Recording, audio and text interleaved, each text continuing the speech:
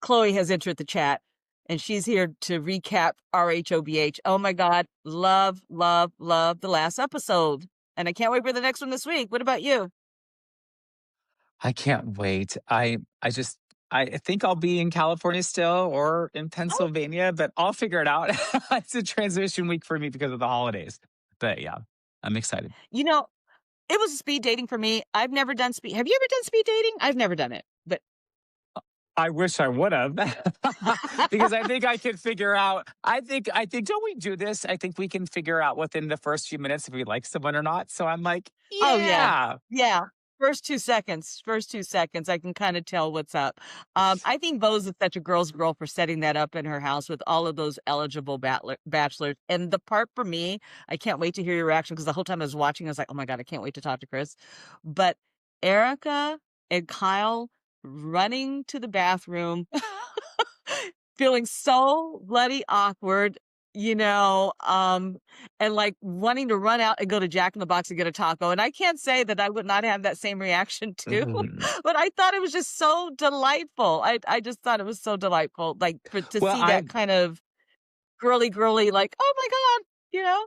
well, I would have run out and got a hot dog instead of a taco. But anyway, so but you were I just saying, thought it Elle? was no, people in the comments could not understand why is Erica like having that reaction of being awkward. She's Erica Jane. She's washing cars and heels and shorts. But it's a person. She's always said Erica Jane is a persona, and she's always said that she is very shy. I don't know about you, but I can totally relate to that because I grew up incredibly shy. But it was my dancing and ballet. I took that stage and I literally became a Yeah. different person. And there was not I loved being on stage. Like, that was 2 different worlds, but have me, like, lead with that same kind of, like, energy in one-on-one relationships, being a devastatingly awkward, shy kid? No. Yes, but being in front of people doesn't equate with one key word that I think we're talking about, intimacy. When you're Mm, having intimacy with somebody one on one right. and you're having those private conversations, some people are more comfortable being on a stage in front of a bunch of people because there's a narrative that you can spin. There's a persona that you can give. But one on one, when the cameras are off, when you're behind closed doors, you can't hide behind anything. As a matter of fact, all those awkward habits are your habits. So doesn't matter how much money you have, doesn't matter your zip code, doesn't matter how tall you are, how short you are. You have to be able to show up. And we always say you don't have a second chance to make a first impression. And that's really difficult because if we're talking about people on a reality TV show, they're being edited already. But if you're talking to someone in real time for the first time, you don't get a chance to make a first impression. That's it. Your first impression is your first impression. What do you think about that? I think the first impression can definitely, um it just really depends on the impact of that first impression. You can have a first impression. I mean, Dorit talked about it at Watch What Happens Live, that her first impression of Amanda Francis, um, was delightful, and then somewhere along that line, something impactful happened, and that first impression changed. But the first impression generally is what people, um, you know, kind of run with because it becomes like etched in their brain that that is the reality of that person. Sure. And you know, Kyle, being able to make that comment, you want to talk about levels of intimacy and on camera and going, I could go Brad, I could go Angelina. Mic drop moment, literally, mic drop Yes. moment Yes. in terms of, I think that's all we all wanted to hear from her, but the amount of courage that it takes to say that, the amount of strength that I think takes that. And it's second to none because I wish we lived in a world, and I said this in our previous podcast. I just wish we lived in a world where these things were second nature because there's other cultures around the world, there's other countries around the world where these conversations aren't necessarily happening. But yet in the United States, I think because we are so diversified and we are such a beacon of hope and we are so strong, I think people just go, well, they're the example. And I think the more we have this idea of, well, you spend 30 years with this person or 25 years with it. If you're not truly happy, if you're not really being who you are, I think when you're married to someone, I think what really sets you apart from anybody else is your ability to go, I have pivoted. I have changed. Even in our friendships, they always say relationships, if you don't grow together, if you don't that if if you don't change together, you don't grow together. And I think that's really what's happening right now with these relationships. And I think it just is a testament to sometimes we watch these people on TV and go, oh, because they live in a certain zip code, they have no problems. Doesn't matter how much money you have. There are certain things that money can't buy, and intimacy, the feeling of wanting to belong, the feeling of wanting to be heard, the feeling to want to be understood. And if we're still dealing with that on our own time, and then we're tying in kids, friends, zip codes, and all these other things, it must be really difficult to project that out. It takes a lot of strength to do that. I applaud Kyle, and I'm enjoying watching her journey. I she really had my attention this episode. Of course, the admitting and being very comfortable now because she's comfortable with it. This is her reality. She's comfortable to admit she could go either way. That she really leans into the spirit of a person rather than the gender. I thought that was an interesting admission. So obviously, that spiritual connection has really taken shape. I don't know if that alludes to the fact that she didn't feel like she had a spiritual connection, or at least maybe it died with Mauricio. I don't know what that means, but what I do know is that scene between her and Alexia when she was helping Alexia shop for flowers for her wedding was so heart-wrenching. I mean, imagine being a mother giving your daughter marital advice, life advice on the eves of her getting married, and you say to her, and one of her admissions was, I think she said it to her. I don't know if it was a confessional, but she said, "I hope he continues to look at her always the way he looks at her now." And then you catch the edit, I'm pretty sure it's the edit where she's looking very pensively, and it's almost like she's recalling. You get the feeling, or we can assume she's possibly replaying her whole marital journey in her head of what once was. Eh, it just broke my heart. It just broke my heart. And yet I applaud that vulnerability of just putting it out there. And it's taken some time, and the audience has been very frustrated with her. Her cast members have been very frustrated with her. It's almost like when Erica couldn't admit her truth about what was going on with the lawsuits, and yet the public demanded it. It's really hard for Kyle, out of a 30-year marriage, to finally admit, here's where I'm at in terms of my sexuality. I am actually in love with this person. I have to break this facade of perfection that Mo and I and our family represented. And now I have to not only live this unadulterated truth, but I've got to explain it to the world. I think it takes a long time to get to that point, and I applaud her for doing so. I loved watching her this episode. And I think if you're going to have a good edit in any marriage, in any relationship, I think you have to look at it and go, we both have control. But when you start to feel that the other person has control over you, and there's not truths over finances or infidelities or whatever it may be, I think the only way to rectify the situation is to ask those questions, to see the facts, to see the receipts, to hear them. Because at the end of the day, marriage, relationships, whether it's a friendship or a marriage, it's all about a partnership. And Mhm, aren't, if there aren't truths behind those things, then those relationships, they're just on paper. They really don't hold any value. So I mhm. really think there were a lot of really in-depth things that happened during that episode, during that speed dating episode. And when you're able to open up to your friends and go, my marriage, I didn't know what was going on financially. I didn't know what was going on sexually behind the scenes. I didn't know what was going on sexually with myself. All of those Mhm. things in a marriage and a partnership, those things are pivotal to the lifeline of that relationship. And if those things aren't there, there's going to be a fracture. And I'm not saying they Absolutely. can't, I'm not saying that they can't be healed, but the crack's always going to be there. But there really does need to be a level of honesty. And I'm hoping we're getting to that point in the season so far. Yeah, I hope that they get I want them to back together, but that's just me. I hate to see marriages fall apart, but it feels to me that Kyle and Mauricio are each I mean, they've been together for 30 years. It's kind of like when my parents got together. I think your parents too. My parents met at 14 and they've been together over Yeah. 60 something years.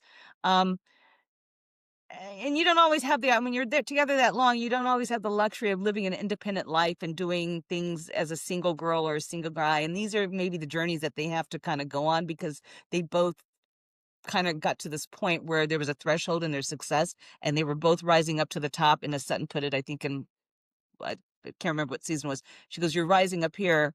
I mean, you're both rising, but you're also separating as you guys are going on your rise."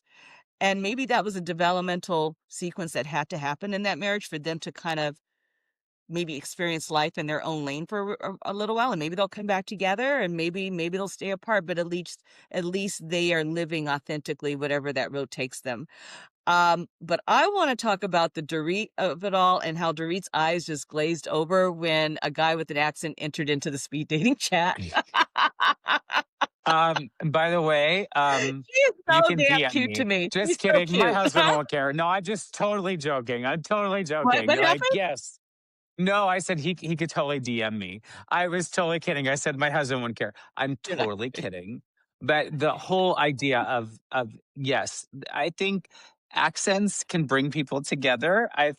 But I think there was a certain chemistry that was there, and I had fun watching it. And I think I that was enjoyed the it. the really I great had part so about much fun. the good edit. I think from the last episode really was I felt all the emotions. It was like this big roller coaster, and Yeah. I was like, so I knew if it was going down, it was going to go up just as fast. So I was just kind of holding on to the parts that made me laugh. I know, and the thing is, I've gotta give it to Rachel Zoe because I think Rachel Zoe, as a very strong presence on that show, has kind of brought this girlfriend she's brought this incredible lightness of being, like, and she's kind of brought this new girlfriend energy, and it felt on this episode that these girls liked each other, that they were Hmm. having fun with each other, that they were meeting each other where they were at, um, and she's kinda brought that to the show, and then I'm going to go ahead and call this episode The Calm Before the Storm because Amanda Francis is Oh, entering in the chat.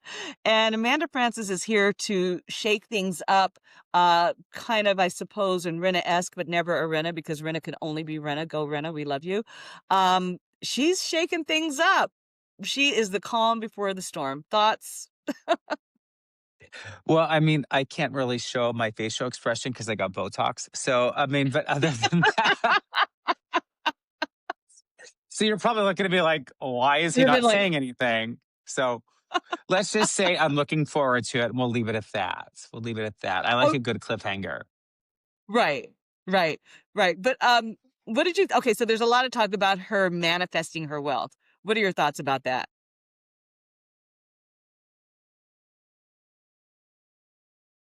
Do you really want to know? um, Yeah. I know. No.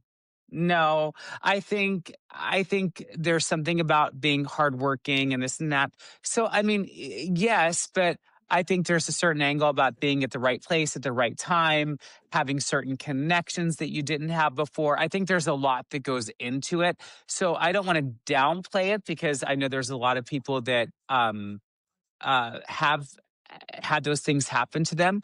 But I also think at the same time, without the right connections, manifesting only can go so far. You really do have to have certain connections. You have to have certain things go your way for those things to happen. So I'm not totally against it, but I don't buy it either. So if you gave me, I'm a numbers person. So if you said put it on a scale of zero, like our scale of 0 to 100, I would say 6, 7, 67, maybe. What about you?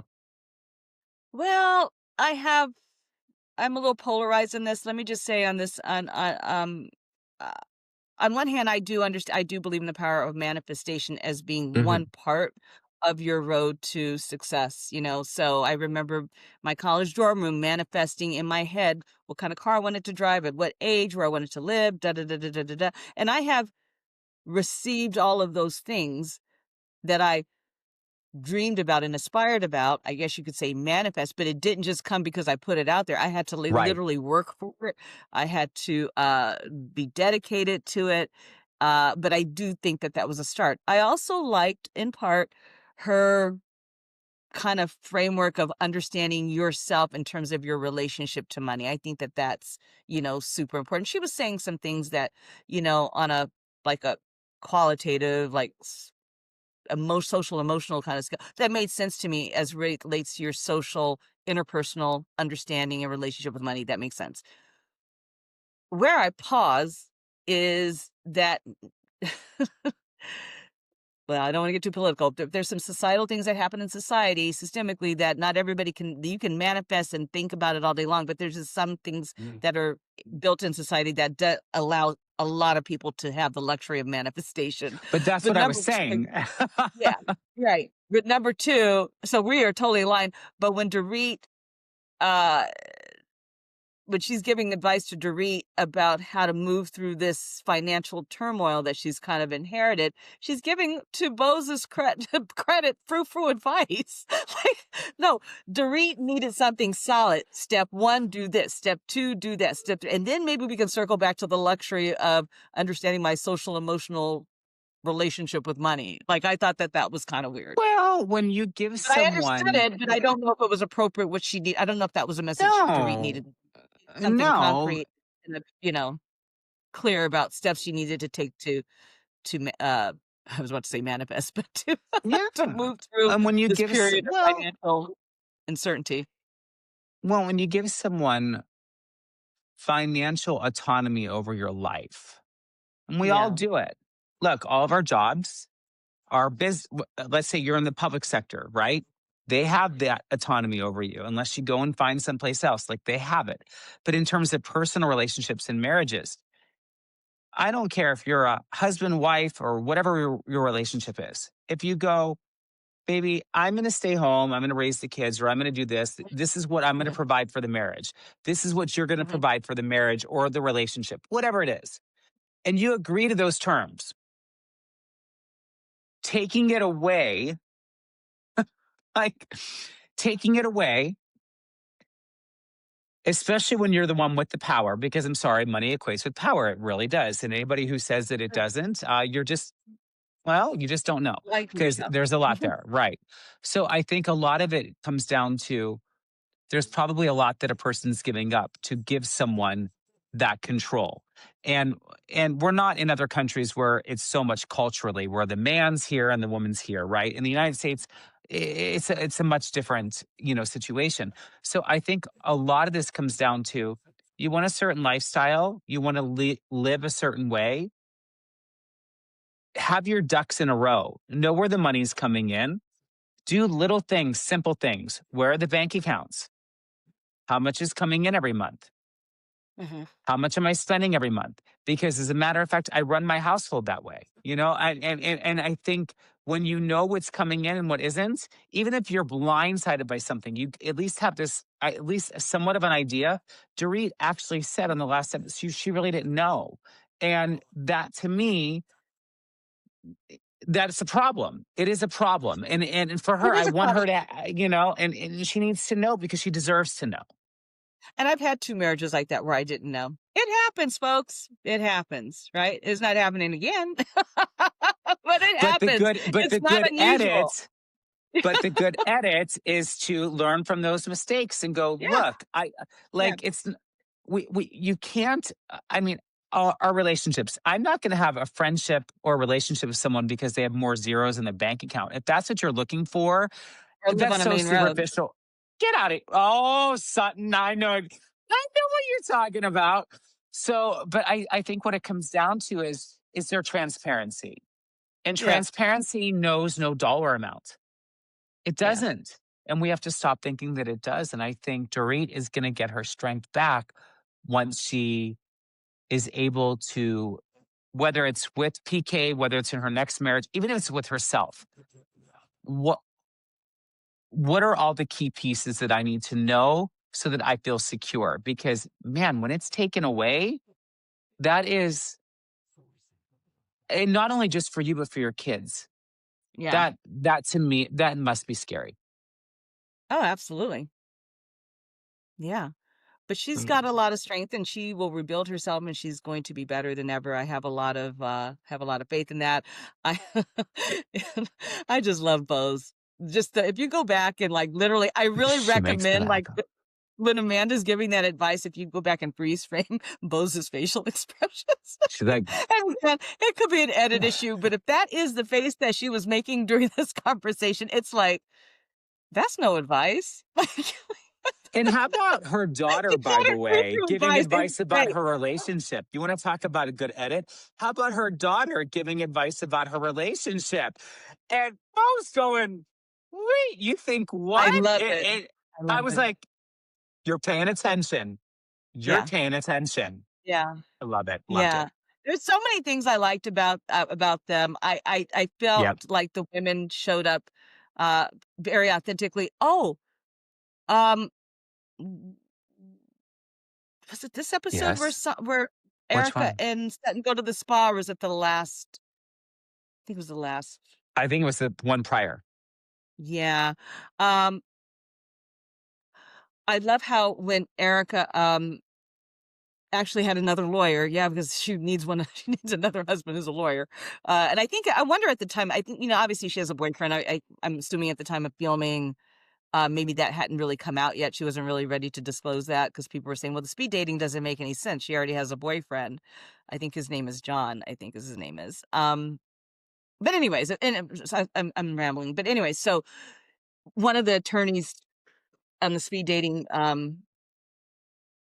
roundup was interested in her, but Sutton was also interested in him, and she gave his business card to Sutton and says, "You take him," and I like the fact that they're trying to find their way back to each other and, they're giving each other grace. They're 2 Southern women, who are both from Georgia. They understand the way of the South and the women in the South. They come with a lot of strong characters. I think that Erica was really happy to meet her and to possibly call her a friend during Sutton's earlier seasons, and then the Tom Girardi and all of that of it all happened, and now it seems like that relationship was super important to her, and she felt super devastated and super deceived by it, and so to see them trying to, like, make amends and meet each other where it's at again is kind of really nice. It's really great.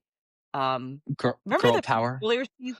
Yeah, remember it seems like it always starts in a spa, and I think she referenced that this remember they when she was first getting divorced from Tom, Sutton took her to a spa and gave her the gift basket, and Erica was like, "Oh my god, you," it was almost like, "You really see me, thank you so much," and she looked Mhm. at her like, "Oh my gosh, I have an ally," and then to be deceived by that or to be heartbroken by Yeah. that because Sutton had this incredible need to know, and to get back to watch them getting back to each other in this spa situation was kinda neat. I don't know, I liked it. It was. And Yeah, like, look, I mean, I we would not love the show if there wasn't some form of controversy, right? I mean, right. so I mean the personalities mixing, sometimes there's a little bit of contention between people. It just kind of shows that you're paying attention. So, and I kind Yeah, of like that because sometimes yeah. we say things with the intent, but the way that we perceive it is a different way. So that actually just show that we are paying attention, and I like that. And I think with this upcoming season right now, I see there's a little bit more calm, which I kind of like. But at the same time, I'm going, who's going to fight with whom next? Because for me, I'm just like every now and then it makes it interesting. So Yeah. I mean, there is one subtext that's going on this season. It didn't happen in this episode. It was the second one. I need them to not ta don't talk about Garcelle when she's not there, and don't talk Sutton. Just the talking about Garcelle when she's not there, talking about I don't understand why she left. It's very clear why she left. I think that if you have a friend and your friend abandons you, you deep down inside know why that friend is not your friend anymore. And I feel like it's possibly not the best manners to talk about Garcelle and she's not there to defend herself. In fact, I've heard them say this on the show. Don't talk, I don't think it's fair to talk about X, Y, and Z because she's not here. I Hmm. think that it can leave that alone. Let that go. Let that go. Yeah. And So and to me, it makes me sad because they had such a good friendship. And so yeah. but I understand I had to do it this week. I won't say with whom, but I actually did write a message to someone this week and say, Our friendship's done." And Mhm. I'm 45 and I had to do it. And I will tell Yeah. you, when you realize that it's done, you've done all that you can, it doesn't mean that you don't care about actually, I think it does the exact opposite. I think it goes, And I'm sure that friend knew. I'm sure that friend let's knew what they had done. let's let's Yeah. just let's keep things in a happy place because we don't want it to get ugly. And that shows respect. Yeah. And to be fair, I'm sh two people in a friendship goes awry, they both have a part in it. I'm sure Garcelle has a part in Sure. it, Sutton has a part in it, and but I think that those parts need to be discussed. That's my personal opinion. I would prefer not to see you processing why your friend left when you're very clear. Yes, and but also to the edit, why did the producers have to put that on there though? They could have easily just cut that part out. So I almost think like they're taking months of filming and they're choosing to continue that narrative where they could have Now, easily cut that that out. I'm smiling like a Cheshire cat because I definitely wanna get into that, but not today. All right. Well, I think we That's should when that's go. when the good edit becomes controversial. But, I love it. and at the same time, I will say at the same time while discussing, uh, the Garcelle of it all, there was some co-stars on there that were pretty objective, and that was good to see. So, Good. I'm glad. um, yeah. Alrighty, well, we're, Okay. It was good always to fun see with you you. I could again. talk to you all day. Don't forget to follow us on Instagram at the good edit underscore No, TGE underscore TGE, the underscore, not spell it out, the good at it. and on and on YouTube, the good edit dash 25, and listen to us wherever you get your podcast. Don't forget to like, follow, and subscribe. And by the way, Oh, Happy New Year. Happy right. Like, 2026. follow, and So, subscribe. That's like literally the same thing. It's okay. yes, like Share, it, follow. like it. I miss We'll you. get it right eventually. Okay. I miss you too. I miss you already. Love you. Bye. Love you.